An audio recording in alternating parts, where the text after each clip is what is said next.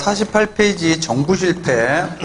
땡땡하고, 자, 작은 정부론이 등장하게 되는 배경이죠. 자, 개념 보시면, 자, 시장 실패를 치유하기 위해서 정부가 시장에 개입을 했죠. 자, 목적은 뭐죠? 효율성을 높이고 형평성을 높이려고 개입을 했는데, 웬걸 시장 실패를 고치기는커녕 오히려 새로운 비효율, 불공정성을 이제 창출하는. 여러분 지금 요즘에 부동산 문제 관련해서 딱 맞죠? 그래서 이제 부동산 가격을 잡으려고 개입을 했는데 웬걸 막 더 뛰게 만들고 주변으로 확산되게끔 만드는. 자, 동그라미 이거 보시면 여러분 정부 실패 이론이다 그러면 공공선택 이론이에요. 그래서 우리 뒤에 독자적으로 나오겠지만 이 공공선택 이론이다 그러면 거의 다 정부 실패 이론입니다. 자, 동그라미 3번 보시면, 자, 정부 실패 현상은 크게 두 가지로 지적이 되는데, 줄쳐보시면, 자, 시기적으로 서구에서 1970년대 이후에 등장한 현상들이에요. 70년대 이후 복지병으로 대표되는 복지국가의 위기, 스태그플레이션으로 인한 경제 안정화 정책의 실패, 그리고 이제 과다한 복지 지출로 정부 재정이 거덜나는 이런 이제 일련의 현상들이 이제 정부 실패 현상으로 취급이 돼요. 자, 근데 이제 이론적으로 보면 동그라미 3번의 세 번째 줄, 자, 정부 실패 현상은 크게 두 가지로 나뉩니다. 정부가 정책을 통해서 시장에 개입을 하는데 이러한 정부의 개입이 정치적으로 대응적이지도 못했더라. 국민의 요구를 제대로 대변하지도 못했더라. 그 다음에 두 번째, 오히려 정부의 개입 자체가 새로운 비효율과 불공정성을 만들어내더라. 비효율 특히. 이런 측면으로 봅니다. 자, 그럼 이제 구체적으로 볼 건데 먼저 뭘 볼 거냐 하면 51페이지 넘겨보세요. 한 장. 자, 정치적 비대응성 측면의 정부 실패 이론이라고 해서 51 오른쪽 페이지 하단. 자, 우리가 이제 표방하는 게 민주주의죠. 민주주의라는 게 뭡니까? 국민이 지배하는 거거든요. 그럼 국민의 의사를 파악을 해야 되죠. 근데 현재 국민의 의사를 파악하는 대표적인 메커니즘이 투표예요. 투표, 선거. 근데 이 투표 자체가 불완전하더라는 거야. 응? 자, 이것도 시험 문제 자주 나오는데, 자, 형광펜으로 불가능성 정리해다. 형광펜. 불가능성 정리. 자, 가능, 불가능. impossible. 불가능하다는 거죠. 응? possible이면 좋을 텐데. possible 하면 make it possible to 부정사 나오죠. 언제 외운 거냐?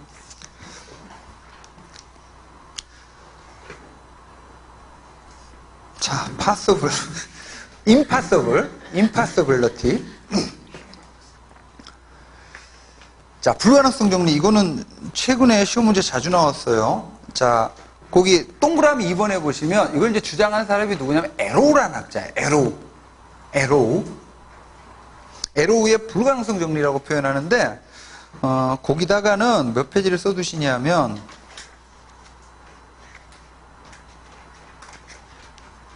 106페이지를 써두시고 106페이지로 넘어가 볼게요.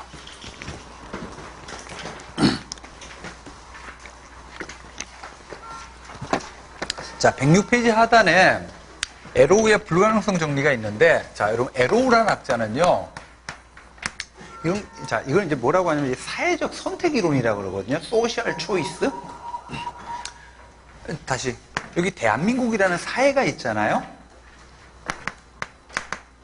그러면 이제 5천만 명으로 구성된 어떤 하나의 집단, 사회라고.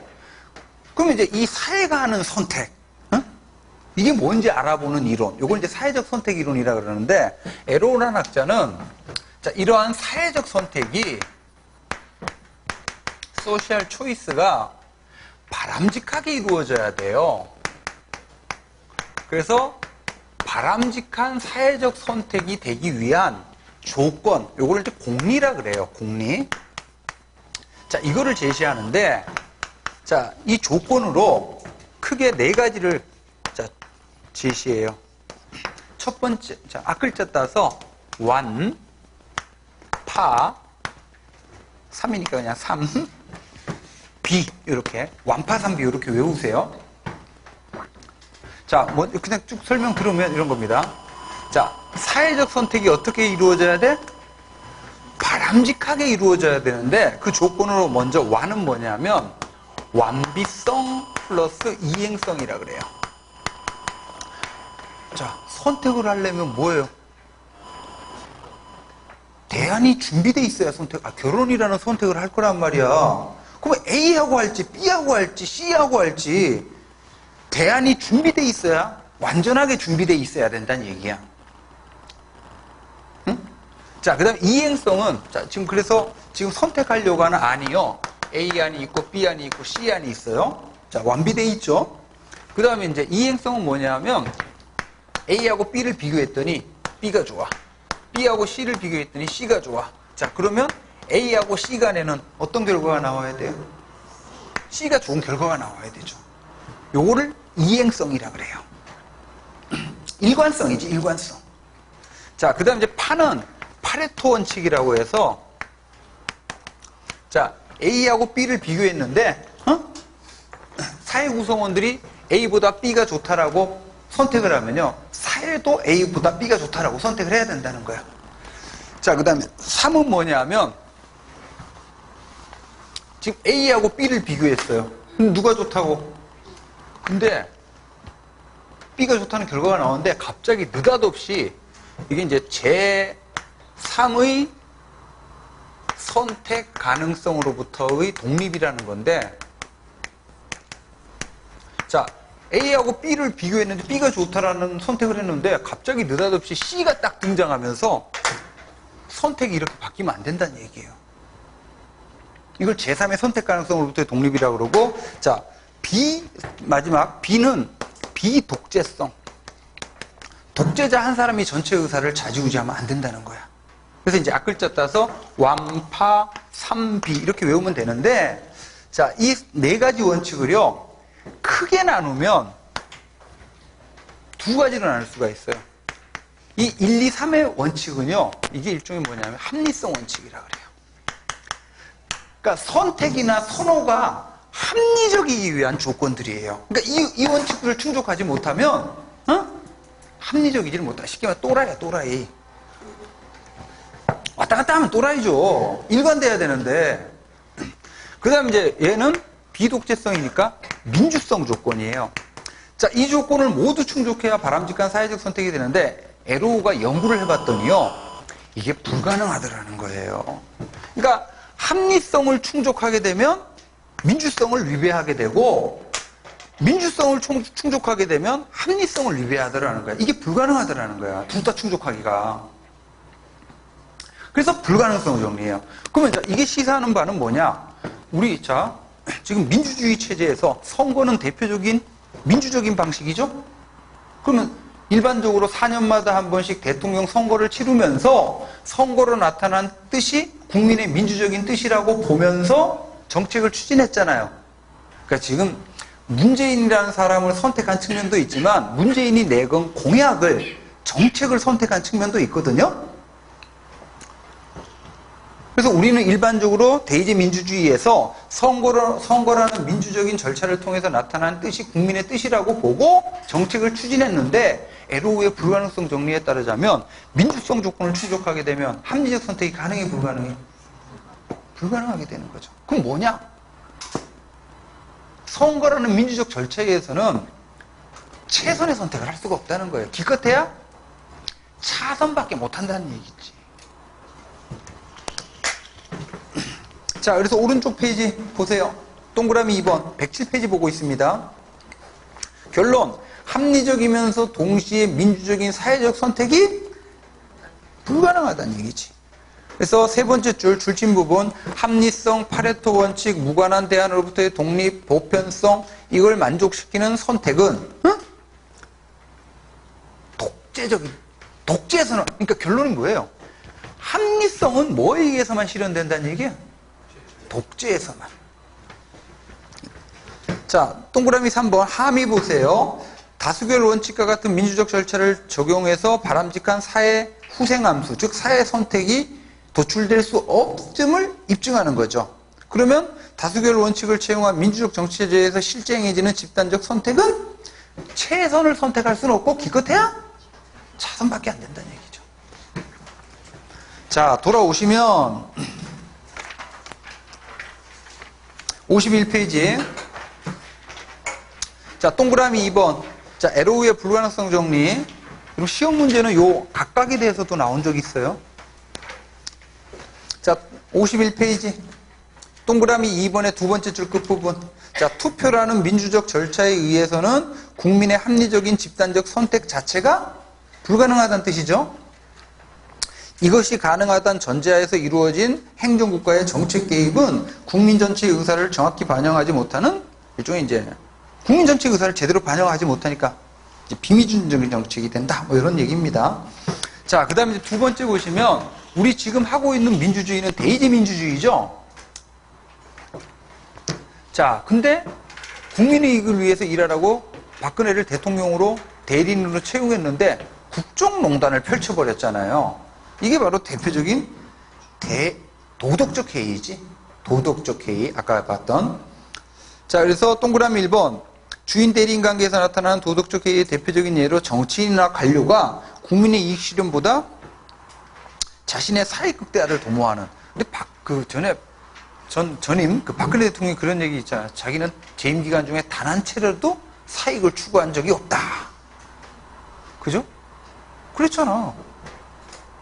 그 사람 마인드는 그런 거지 뭐. 그 사람은 그러니까 공주 마인드니까 사익 추구한 행위도 그냥 공익을 위한 거다. 뭐 이런 식으로 보는 거죠.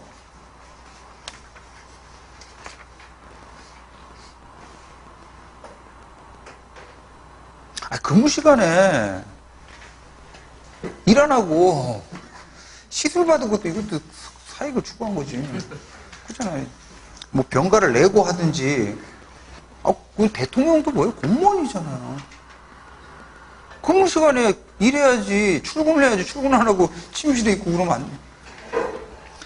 자, 넘기시면 52페이지. 자, 이거를 잘 설명하는 이론이 있는데요. 자, 이것도 중요합니다. 시험에 자주 나와요. 니스카넨이라는 학자예요. 니스카넨. 이렇게 기억하시고, 이론의 명칭은 예상극대화 모형이라고 그래. 예상극대화 모형. 자, 이것도 경제학 이론인데, 여러분이 되려고 하는 관료들이 정책이나 행정을 수행하면서 예산을 쓰죠. 근데 이제, 예를 들어 A라는 관료가 이것도 경제학 이론입니다. 관료도 합리적 경제인이라고 봐요. 그래서 A라는 관료가 진짜 국민의 이익을 위해서 일한다. 그러면 적정 예산을 쓰겠죠. 적정 예산. 예를 들어 그게 100억이야. 근데 이제 적정 예산 100억보다는 2배나 많은 예산의 극대화를 도모한다는 이론이거든요. 이게 왜 그러냐 하면 진짜 국민의 이익을 위해서 일한다. 그러면 적정 예산 100억을 써야 되는데 100억이라는 예산을 쓰기보다는 200억이라는 예산을 쓰게 되면 그 관료 개인의 자원 배분권이 커지죠. 그리고 그 관료 개인의 지위나 영향력이 높아지죠. 이게 바로 뭐예요? 사익이에요, 사익. 그래서 관료 자신의 지위나 영향력이라고 하는 사익을 키우기 위해서 자기가 가난한 예산의 규모를 늘려간다는 이론이에요.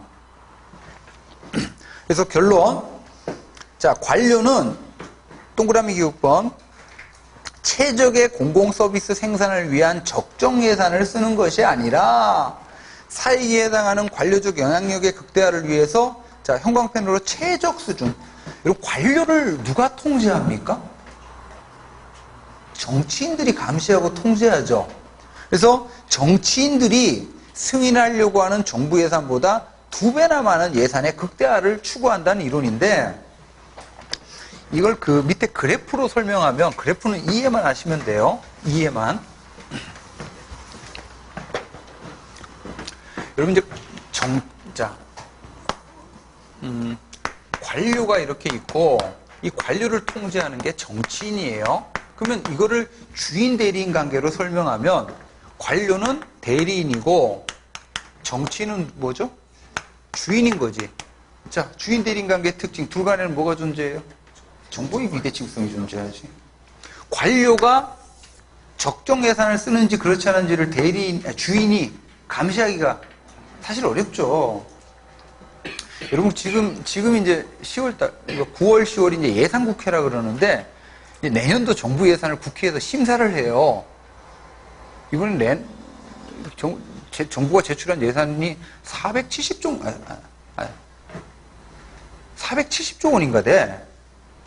어마어마하죠. 이거를 한두 달 만에 다 심사하는 것 자체가 불가능? 불가능하지. 국회의원 몇 명밖에 안 돼요? 300명밖에 안 되는데, 이 300명이 이 470조 원이라는 돈이, 아이고. 자, 이렇게 정보의 비대칭성이 존재할 수밖에 없거든요? 자, 그러면 그 그래프를 간단하게만 좀 설명을 드리면, 자, 여기는 예산액입니다. 일반적으로 산출량이죠. 물건 만드는데 돈 들죠. 그래서 오른쪽으로 갈수록 이제 예산액이나 산출량이 늘어나는 건데, 근데 이제 경제학 논리는 항상 비용과 편익이에요. 어떤 물건을 만들기 위해서는 비용과 편익이 소요되잖아. 그러면 이제 일반적으로 자 산출량을 늘릴수록요. 자 편익은 점점 체감해요. 그래서 편익 곡선은 이렇게 그려져요. 체감하는 식으로. 그래서 얘를 TB라고 합시다. 토탈 베네핏. 총편익 곡선이야. 그리고 이제 산출량이 늘어날수록 비용은 어떻게 되냐면 이렇게 체증해요. 얘를 TC라고 합시다. 토탈 코스트. 자, 그러면 어떤 산출량, 예산액에 따라서 비용과 편익이 이렇게 존재할 때 경제적으로 최적 수준은 어떤 수준이에요?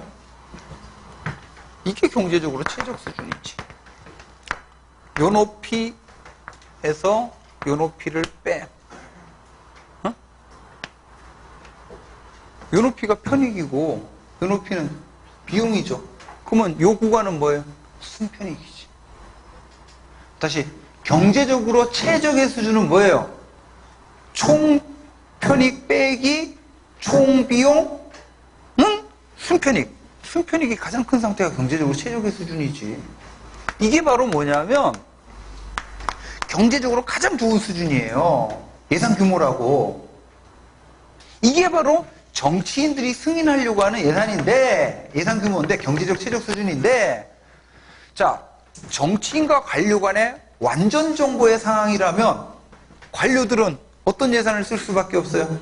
경제적 최적 수준인 큐스타 예산을 쓸 수밖에 없죠. 근데 둘 간에는 정보의 비대칭성이 존재해. 관료가 적정 예산을 쓰는지 그렇지 않은지를 정확하게 알 수가 없어요. 정치인들이. 그러니까 이걸 이용해서 관료가 자신의 지위나 영향력을 늘리기 위해서 자신이 관할한 예산 규모를 어떻게 해요? 이렇게 야금야금 늘려간다는 얘기예요. 어느 수준까지? 총비용과 총편익이 일치하는 요 얘기는 순편익이 제로가 되는, 요게 EQ 스타 2배나 많은 수준이라는 얘기예요. 이 이상으로 넘어가기 힘들지. 이 이상으로 넘어가면 순편익이 마이너스가 되버리잖아요. 그래서 요 Q 스타는 정치인들이 승인하려고 하는 예산 수준이고, EQ 스타는 관료가 쓰는 예산이죠. 시험 문제는 어떻게 나오냐 하면 그냥 아주 쉽게 나와요. 관료들의 예산 수준은 정치인들이 승인하려고 하는 예산보다, 그러니까 니스카네는 예산 극대화 모형에 따르면 관료들이 쓰는 예산은 정치인들이 승인하려고 하는 예산 수준보다 적다. X죠? 자, 이렇게 해서 보시고, 자, 돌아오시면 어디로 가시냐 하면 49페이지 가세요. 여러분 이제 정부 실패 일어나면 가장 유명한 학자가 누구냐면 울프라는 사람. 울프. 응? 늑대예요. 늑대. 찰스 울프라는 학자인데 이름을 어떻게 울프라고 했을까? 자, 이 사람은 정부 실패라는 용어를 안 쓰고요. 어떤 용어를 쓰냐 하면 비시장 실패라는 용어를 사용해요. 비시장이 뭐예요? 시장이 아닌 거지. 비시장. 시장이 아닌 거. 그럼 시장이 아닌 거. 바로 뭘 말해? 정부를 말하는데, 여러분 이제 그냥 정부 실패 이러면 될 거, 울프는 굳이 비시장 실패 이렇게 표현한다고. 이 얘기는 정부라는 자원 배분의 메커니즘을 뭐하고 비교하고 있다는 얘기예요? 시장하고 비교하고 있다는 얘기죠. 그래서 시장이 하면 굉장히 효율적으로 했을 텐데 정부가 하다 보니까 낭비와 비효율이 생겼더라 라고 해서 이제 비시장 실패 이론 이렇게 얘기를 하는데, 그러면 여기부터 자 다시요. 여러분 이제 행정국가 시대에는 시장 실패가 하나의 트렌드였죠. 그래서 어떻게 합니까? 정부가 시장에 개입을 해가지고 행정국가 시대에는 공공재로 대표되는 공공 서비스를 누가? 정부가 생산해서 공급을 해요. 그리고 이 공공 서비스를 누가?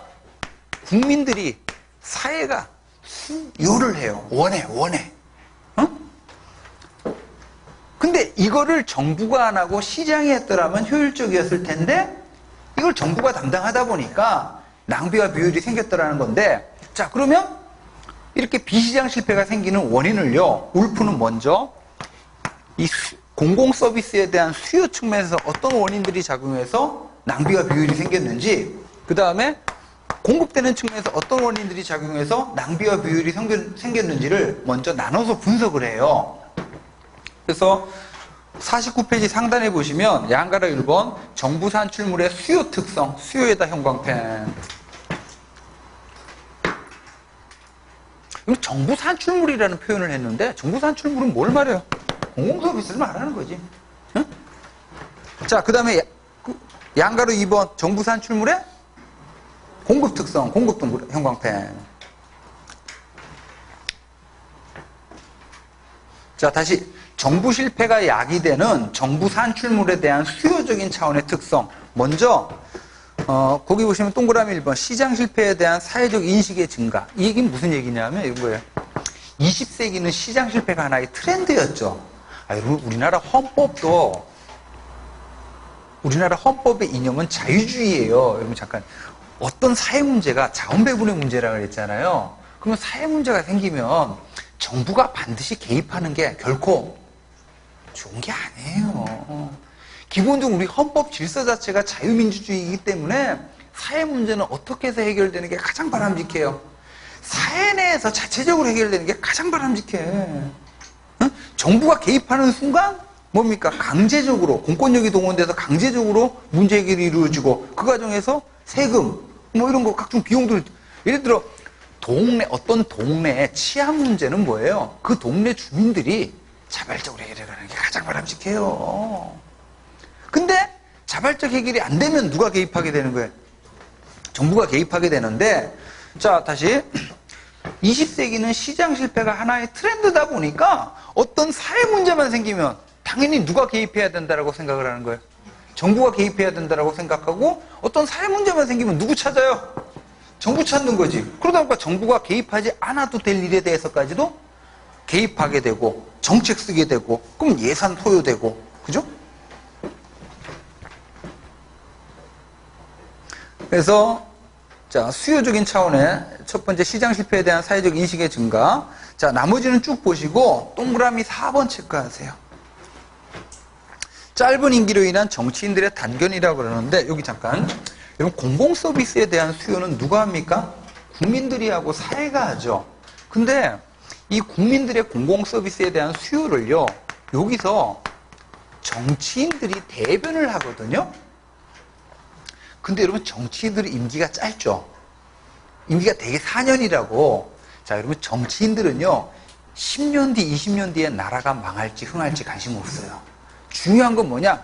내가 현직에 있을 때, 현직에 있을 때 큰 눈에 띄는 성과물 만들어내가지고 다음 선거에서 재선되거나 국회의원 선거 나가가지고, 저기 대통령 선거 나가 당선되는 거라고. 좀 미안한 얘기지만, 지금 박원순 시장도 변했잖아. 그렇잖아요. 그 사람 지금, 그럴 때가 아니에요. 지금 부동산 문제가 이렇게 심각한데, 무슨 용산 개발에, 여의도 통째 개발에 해가지고 지금 불질러 놨잖아요. 그것도 개인, 그러니까 박원순 씨, 그러니까 이 공공선택으로는 정치인과 관련을 전부 다 합리적 경쟁인으로 봐요. 뭐 대통령에 대한 욕심이 있는 거지, 어떻게 보면. 옛날에 이명박 군은 안 그랬습니까? 그래서 대표적으로 서울시장 하다가 대통령으로 이제 이렇게, 된 존재가 대표적인 게 이명박이잖아요. 그리고 그다음부터 자꾸 모방을 하잖아요. 오세훈이 그랬고. 그러니까 이제 뭔가 자기 현직에 있을 때 가시적인 결과물을 만들어내야 돼. 그러다 보니까 이 공공서비스에 대한 수요를 정치인들이 대변할 때 중장기적인 관점으로 하는 것이 아니라 어떻게 해요? 단기적인 관점으로 해버려요. 그러다 보니까 중장기적으로 추진돼야 되는 국책사업들이 절속으로 추진되는 이런 경우들이 많죠.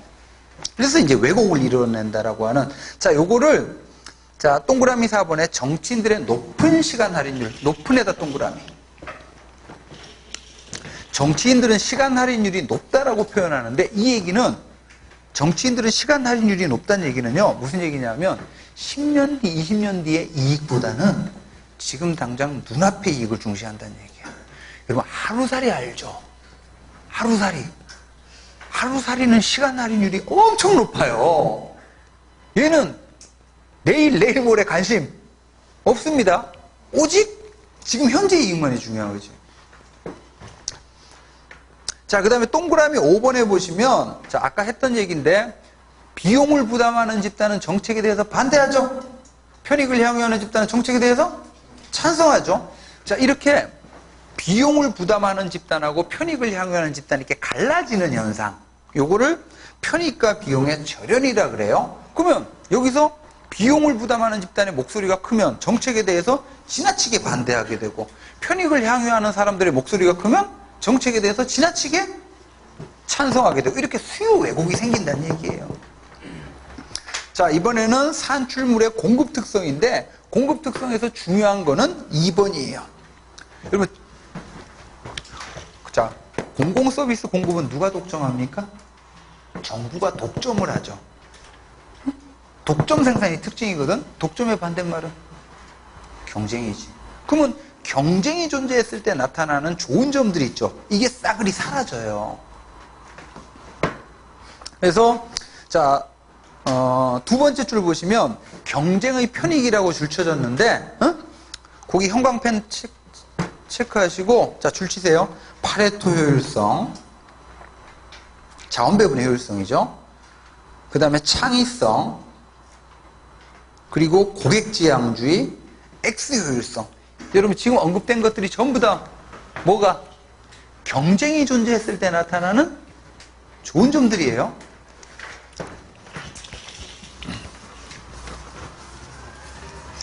오늘 잠깐 뉴스 봤더니 뭐 애플에서 아이폰을 또 새로 출시한다는 건데, 이번에 뭐 이슈가 되는 거는 애플 와치인가?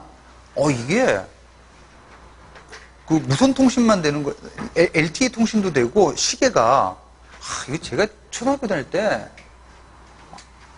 로봇 태권브이 보면서 너무나 진짜 그때 나왔던 획기적인 장면이 뭐였냐면, 박사님하고 시계로 박사님, 태권브이 출동시키고 뭐 이러는 거예요. 얼굴을 보면서. 진짜 그게 지금 현실이 되고 있는데, 근데 이번에 더 획기적인 거는 여기에 심전도를 측정하는, 그래갖고 심박수를 딱 건강 상태까지 측정한다는 거예요. 그래갖고 뭐 이 심장병 환자다 그러면 갑자기 뭐 이렇게 떨어진다 그러면 그게 응급으로 뭐 이렇게 막 커뮤니케이션이 되고, 참. 다 이런 것도 왜 나온 거예요? 경쟁의 결과죠. 경쟁의 결과. 그러니까 갤럭시하고 아이폰이 치열하게 경쟁하는 과정에서 이제 창의적인 제품이라든지 또는 이제 고객의 요구를 최대한 수용하려고 하는 이런 것들이 나오는 거죠. 자, 근데 이제 여러분, 경쟁이다 그러면 효율성이 나타나죠. 자, 이 효율성을 다시 둘로 나눠서 설명할 수 있는데, 파레토 효율성이 있고, 이 파레토 효율성은 대한민국이라는 사회 전체적으로 적재적소의 최적의 자원 배분이 이루어진다라고 해서 자원 배분의 효율성이라고 그래요. 그 다음 이제 두 번째 효율성은 X 효율성이라고 해서, 자, 눈에 보이지 않는 효율성이라고 해서 미지수 X를 쓰는데, 경쟁이 존재하게 되면 기업 또는 조직 내부 경영을 어떻게 해요? 방만하게 하기보다는 간소하게 하려고 하죠. 그죠? 그래서 이제 눈에 보이지 않는 효율성, X 효율성이래요. 조직 내부 경영상의 효율성이에요. 그러면 경쟁의 반대말은 독점이죠. 독점이 되면 효율, 비효율. 자, 이 비효율도 크게 파레토 비효율이 있고 X 비효율이 있는 거지.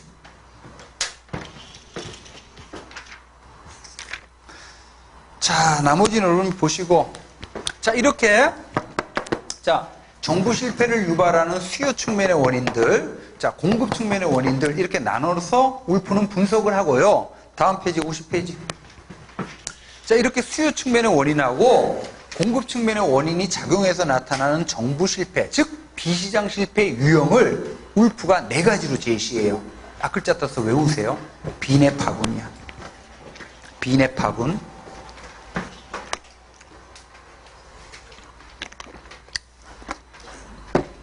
자, B는 비용과 수입의 단절입니다. 여러분, 그 시장에서의 활동은요, 비용과 수입이 연결돼 있어요. 하지만 정부의 활동은 비용과 수입이 끊어지는데, 자, 예를 들어 제가, 자, 시장에서 호떡 장사를 한다. 그러면 그날 저의 호떡을 팔아가지고 수입을 벌어들이겠죠? 그지? 자, 그러면, 자, 그날 제가 벌어들인 수입, 이 자체가 뭐예요? 이윤이 되는 건 아니에요. 여기서 뭘 빼줘야 돼요? 호떡 만들어 파는데 소요되는 비용을 빼줘야지. 자, 그럼 먼저, 그날 수입이 얼마인지 알려면, 호떡 10개 팔았어요. 그럼 10개에다가 뭘 곱하면 돼요? 호떡 가격을 곱하면 되지. 그래서 호떡 가격이 예를 들어 500원이야. 그럼 그날 수입은 얼마입니까? 5,000원이죠. 그 다음에, 자, 비용을 계산하려면 몇 개 만들었어요? 10개 만들었죠? 여기다 뭘 곱하면 되냐면, 호떡 만드는데 설탕 들어가고 밀가루 들어가고 뭐 들어가죠?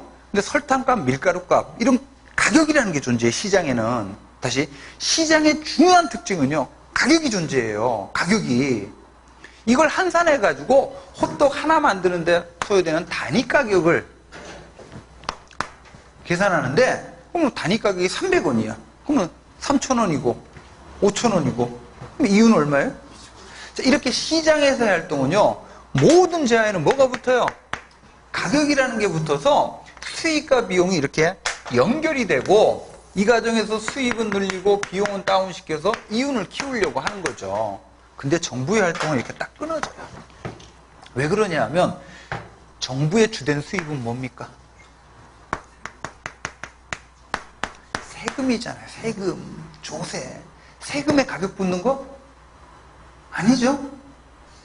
그래서 걷는 대로, 지금 뭐 엊그저께 뉴스 봤더니 요즘 경제가, 문제는 경제야. 지금 대통령 지지율이 팍팍 떨어지잖아요.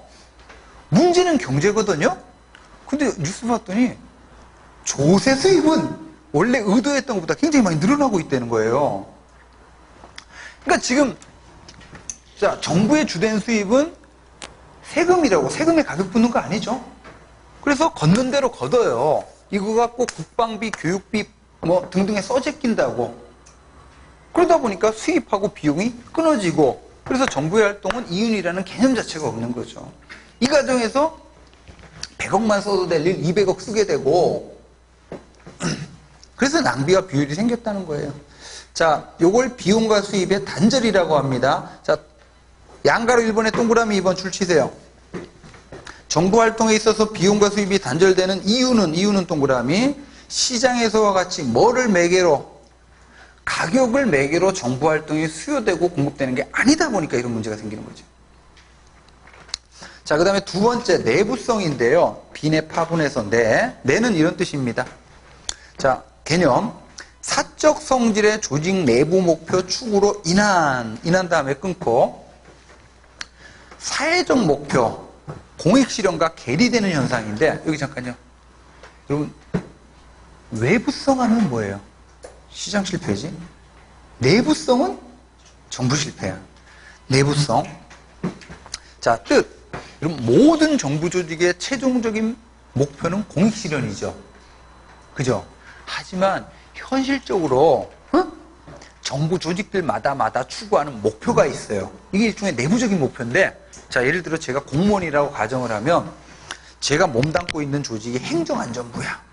그러면 이 행정안전부라는 조직의 최종적인 목표는 공익 실현이지만 현실적으로는 내부적인 목표가 있어요. 바로 뭐냐? 이 행정안전부라는 조직의 위신, 영향력 이런 거 키우는 게 목표란 말이에요. 제가 몸담고 있는 조직이 예를 들어 해수부다 또는 해양경찰이다, 해양경찰청이다. 그럼 우리 조직이 뭐예요? 위신, 영향력 이게 키우는 게 일종의 사적 성질의 내부적인 목표거든요. 그러면 우리 조직이, 그러니까 예를 들어 제가 몸담고 있는 조직이 행정안전부다. 그러면 이제 다른 정부 조직, 뭐 노동부나 환경부나 이런 부처 조직에 비해서 우리 조직만의 위신 영향력을 키우는 게 일종의 내부적인 목표잖아요. 그러면 우리 조직만의 위신 영향력을 키우는 대표적인 방법은 뭐 있어요? 우리 조직이 관할하는 예산의 규모를 늘려버리는 거예요. 오랜만에 동기를 만났어.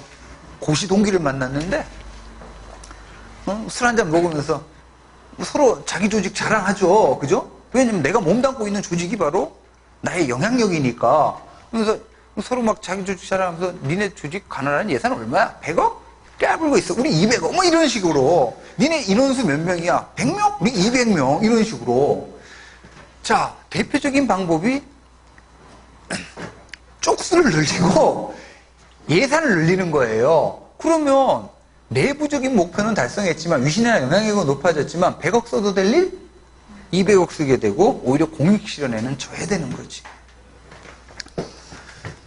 자, 내부성 뜻 그렇게 알아두시고 동그라미 2번 공공관료제에서 나타나는 내부성의 유형.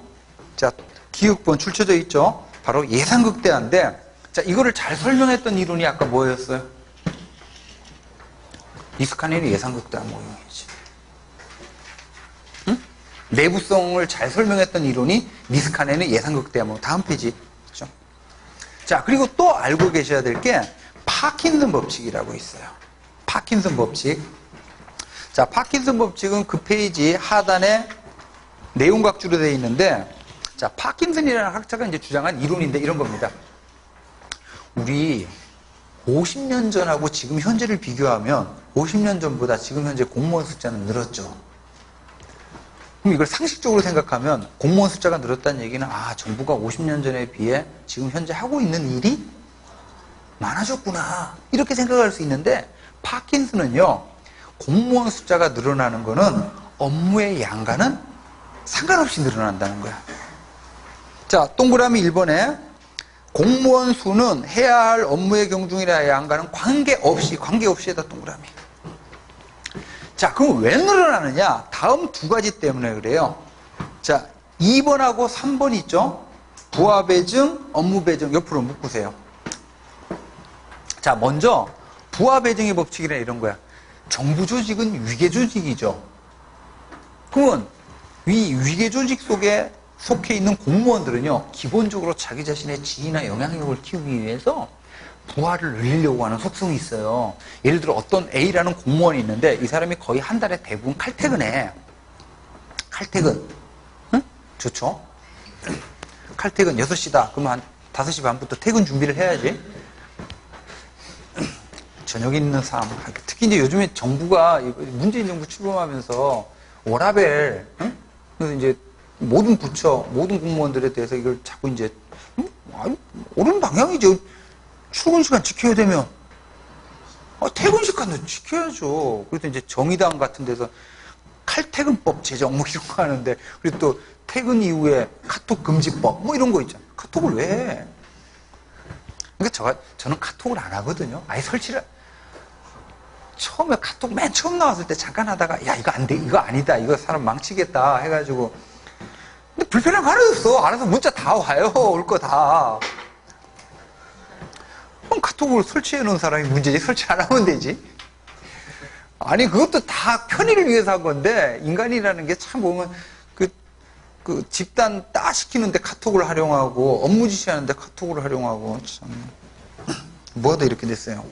자, 그래서 A라는 공무원인데 거의 대부분 칼퇴근합니다. 근데 한 달에 하루 이틀 좀 바빠. 그럼 이제 일시적으로 바쁜 거니까 상사나 동료의 도움을 받아서 처리할 수 있죠. 근데 상사나 동료의 도움을 원치 않아. 그 바쁜 걸 기회로 해서 어떻게 해요?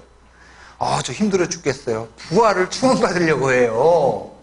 여러분, 그 남자들 군대 생활할 때 가장 좋았을 때 중에 하나가 자기가 맨 쫄따구였다가 자기 밑에 후임 생겼을 때잖아요.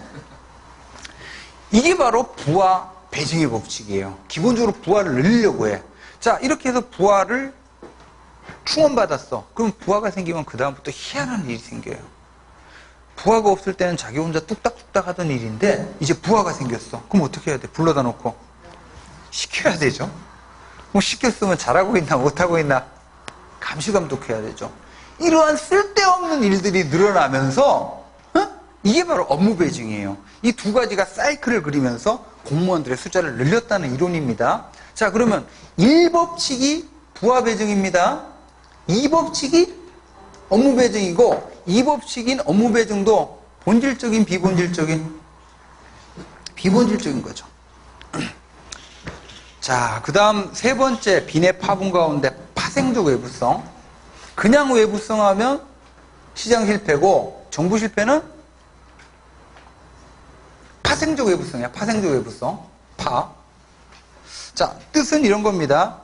여러분, 정부도 다시 어떤 사회 문제, 일종의 사회가 갖고 있는 병이죠. 여러분, 의사가 전지전능하지 못하죠. 마찬가지로 정부도 뭐예요? 전지전능하지 못해요. 그러다 보니까 어떤 사회 문제를 해결하기 위해서 어떤 정책을 정부가 딱 썼는데 정부 자신도 예상하지 못한 부작용이 생겨서 오히려 사회를 망가뜨리는, 지금 딱 부동산 대책이 이렇잖아. 응? 이거를 파생적 외부성이라고 그래요. 즉 정부의 개입이 예상치 못한 결과를 야기해서 시장의 자원 배분을 오히려 왜곡시키는 현상이에요. 자, 동그라미 2번 보시면 파생적 외부성이 왜 생기느냐 하면 되게 조급해서 그래요. 지지율, 대통령 지지율 팍팍 떨어지고 조급하죠? 빨리 정책을 내놔야 되잖아. 좀 더 숙고한 다음에 정책을 내놓으면 좋을걸. 급하죠? 그리고 또 정책 결정되는 아까 멀리 못 내다본다 그랬죠? 이런 것들 때문에 이제 파생적 외부성이 생기는데, 여러분들 이 파생적 외부성에 한 사례로 나오는 게 이런 게 있어요. 1920년대 미국에서 금주법 정책이라는 걸 시행했거든? 금주법 알죠? 굉장히 유명한 법인데, 미국 1920년대 연방정부 그런 법이 만들어졌었다니까? 미국에서. 그리고 술의 제조와 판매를 금지시키는 정책이에요. 굉장히 이상적이죠. 어떻게 보면 인간 세상에서 마약, 매춘, 술, 악이죠. 없앨 수 있다면 더할 나위가 없지. 근데 없애기가 가능 불가능? impossible. 근데 없애겠다고 칼을 들이댄 거예요. 근데 그 정책, 그 법이 10년간 유지되다 폐지됐거든요. 왜 폐지가 됐냐면 술을 없애려고 했는데 없앨 수 없는 걸 없애겠다고 정책을 추진했는데 결국 술 없애는 게 아니라 누구 좋은 일만 시켰을까요? 마피아. 그래서 그 당시에 마피아가 밀주 거래를 한 거예요. 밀주 거래를. 그래서 그 당시에는 그래서 1920년대가 마피아의 전성시대예요. 그러니까 술을 없애기는커녕 오히려 엉뚱하게 마피아 좋은 일만 시킨 거지. 제가 좋아하는 영화가 여러 번 본 영화인데 브래드 피트 초기에 나온 영화인데 가을의 전설이라는 영화가 있거든요. 가을의 전설 몰라? 그거 명화야, 명화. 나중에 거기 보면 그 시대가 배경이거든요. 그래서 이제 브래드 피트가 이제 밀주 이렇게 다루다가 동네에 있는 좀 약간의 마피아성 있는 애들하고 이제 부딪히죠. 그래갖고 이제 자기 와이프하고 와이프가 죽나 총을 난사해가지고 그래갖고 이제 복수하고 이런 건데. 자, 파. 자, 네 번째, 분배적 불공평성. 자, 빈의 파분 가운데 분배적 불공평성. 그러니까 정부의 정책 자체가 새로운 불공정성을 야기한다는 얘기예요. 여러분, 그 이명박 정부 때 4대강 사업 했었죠. 누구를 위한 정책이? 토목업자, 건축업자를 위한 정책이었지. 자, 이렇게 이제 정부의 정책 자체가 동그라미 1번의 두 번째 줄 특정인이나 집단에 대해서 권력과 특혜, 이걸 이제 권력의 편제라고도 합니다. 이렇게 해서 이제 새로운 불공정성을 만들어낸다. 자, 이렇게 해서 특히 여러분들 지금 정부 실패 이론들은 다 시험 문제 나왔던 것들입니다. 하나하나 제가 지금 언급했던 것들. 자, 이렇게 보시고, 자, 이렇게 해서 정부 실패 마치고 잠깐 쉬었다가 53페이지 시민사회, 사회적 자본 얘기 봅시다.